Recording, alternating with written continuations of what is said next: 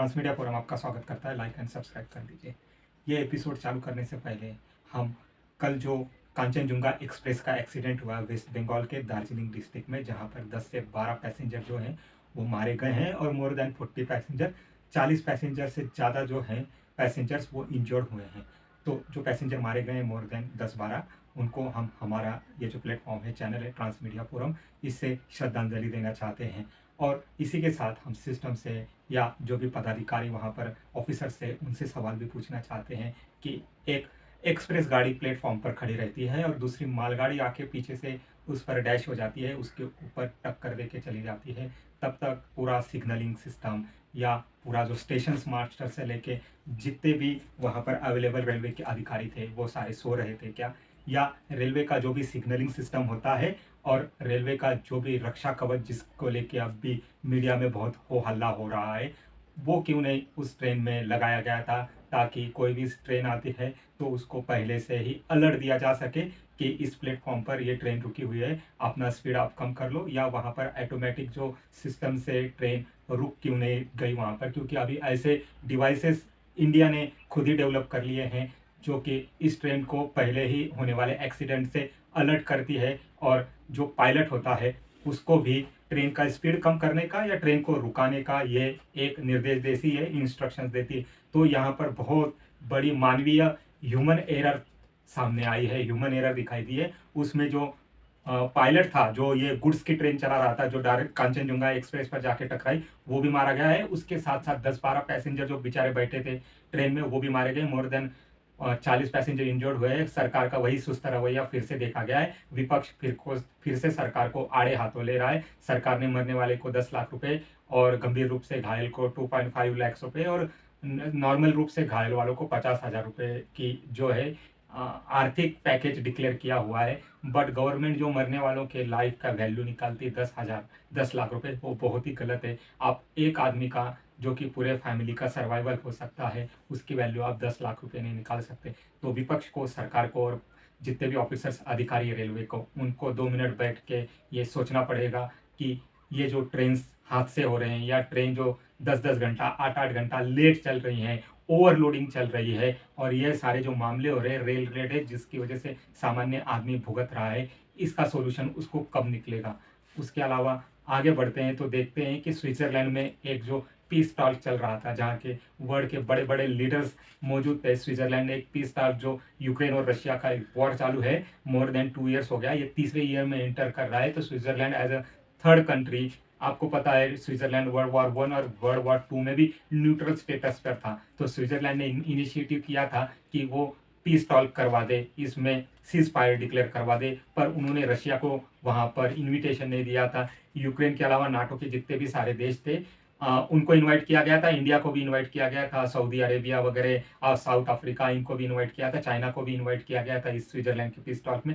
China obviously इस piece talk में हिस्सा नहीं लेता है, वहां पर जाता नहीं है। इंडिया ने भी अपने प्रधानमंत्री या विदेश मंत्री को वहां पर नहीं भेजा था, सेक्रेटरी लेवल के अधिकारी को भेजा था, लो लेवल के अधिकारी को भेजा था, और वहां पर जो एक एग्रीमेंट साइन किया गया जहां पर रूस की निंदा की गई और रूस को तुरंत संघर्ष विराम करने का एक प्रकार से बताया गया, एक प्रकार से इंस्ट्रक्ट किया गया, निर्देश दे दिया गया। वहां पर इंडिया ने, साउथ अफ्रीका ने और सऊदी अरेबिया ने उस एग्रीमेंट पर साइन करने से मना कर दिया, क्योंकि इंडिया का कहना है इस टॉक में रशिया नहीं है, रशिया जो कि एक पार्टी है इस वॉर का, मेन पार्टी है, अवेलेबल नहीं है, तो इस पीस टॉक का कुछ भी उपयोग नहीं है। सेम सऊदी अरेबिया और अफ्रीका ने भी सेम लाइन दोहराई कि रशिया को बिना इन्वॉल्व किए इस पीस टॉक का, इस जो यूक्रेन रशिया युद्ध के संघर्ष विराम का कुछ भी उपयोग नहीं है। इसके अलावा जो रिसेंटली G7 की समिट हुई थी इटली में, वहां पर प्रधानमंत्री नरेंद्र मोदी गए थे, वहां से एक न्यूज डेवलप होकर सामने आ रही है। ये जो जापान है, जो इंडिया का क्लोज अलाई है,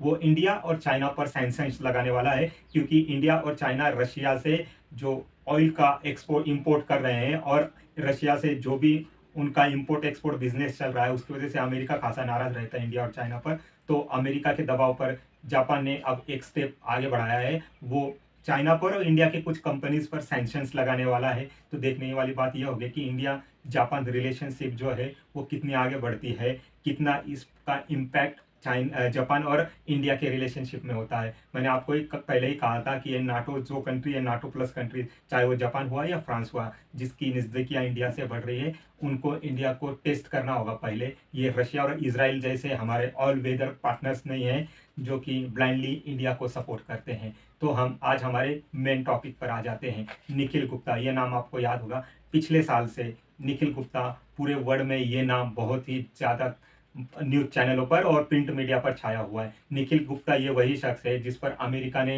एक चार्जेस लगाए हैं अपने मैनहट्टन कोर्ट में कि निखिल गुप्ता ने यूएस में एक शूटमैन को हायर किया ताकि वो एसएफजे का जो सीख फॉर जस्टिस का कथित तौर का एक जो टेररिस्ट है गुरपनवंत सिंह पन्नू का एसेसिनेशन करवा सके अमेरिका में। गुरपनवंत सिंह पन्नू ये जो टेररिस्ट है, खालिस्तानी टेररिस्ट है, ये कनाडा अमेरिकन सिटीजन है, ये सीआईए का एसेट है, अमेरिकी खुफिया एजेंसी का एसेट है।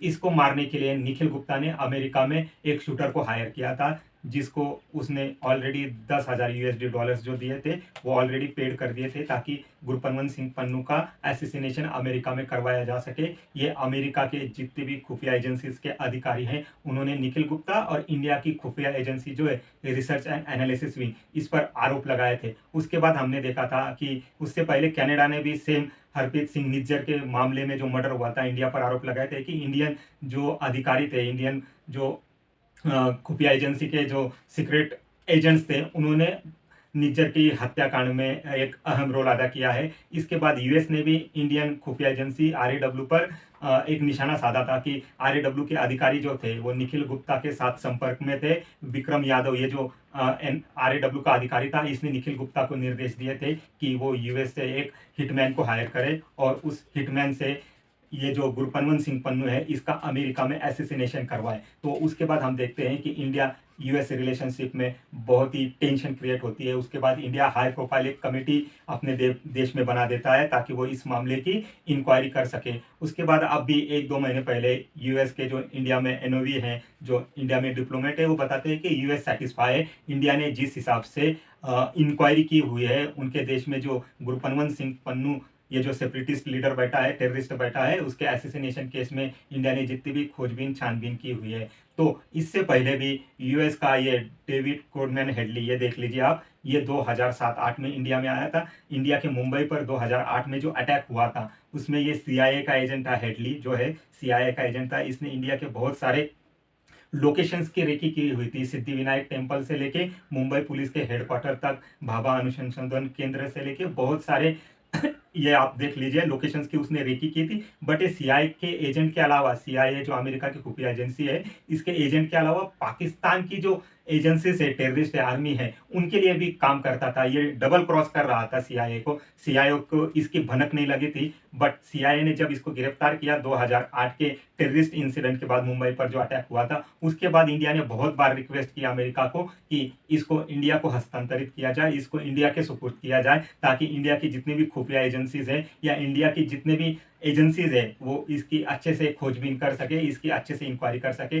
लेकिन अमेरिका ने इसको कभी भी इंडिया को हैंडओवर नहीं किया हुआ है। उसके बाद एक गुरपनवंत सिंह पन्नू का मामला हम देख रहे हैं, ये भी सीआईए का एजेंट है। इसको भी इंडिया ने बहुत बार रिक्वेस्ट किया है कनाडा और अमेरिकन गवर्नमेंट से कि इसको इंडिया को हैंडओवर किया जा सके, क्योंकि इंडिया ने इसको as a designated terrorist declare किया हुआ है। अगर ये इंडिया को हैंडओवर करता है तो इंडिया इसका नेटवर्क जो है उसको खंगाल सकती है। इसको कौन लॉबी करता है, कौन फाइनेंस करता है, सीख फॉर जस्टिस, ये जो टेरर ऑर्गेनाइजेशन या बब्बर खालसा वगैरह जितने भी है खालिस्तानी टेरर ऑर्गेनाइजेशन है, इनकी जड़ें खंगाल सके। पर अमेरिका एज अ जितने भी खालिस्तानी टेररिस्ट है उनको एज ए एसेट करके ट्रीट करता है।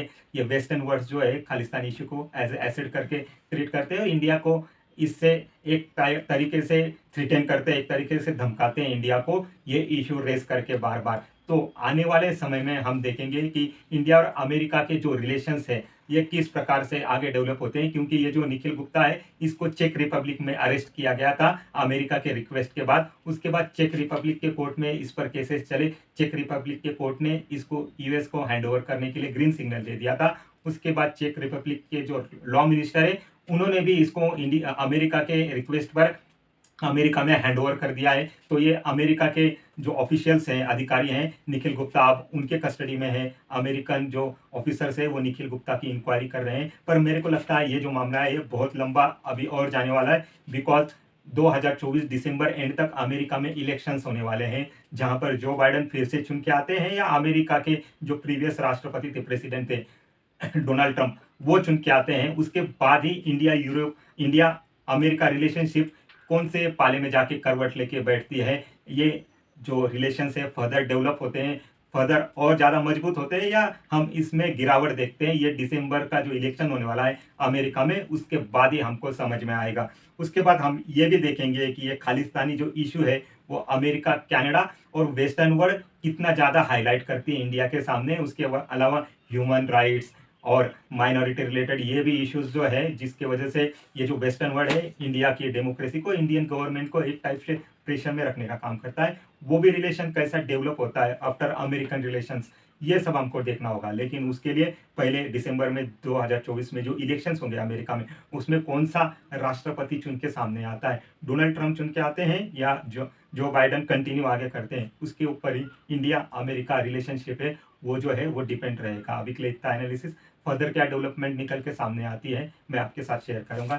Thank you very much.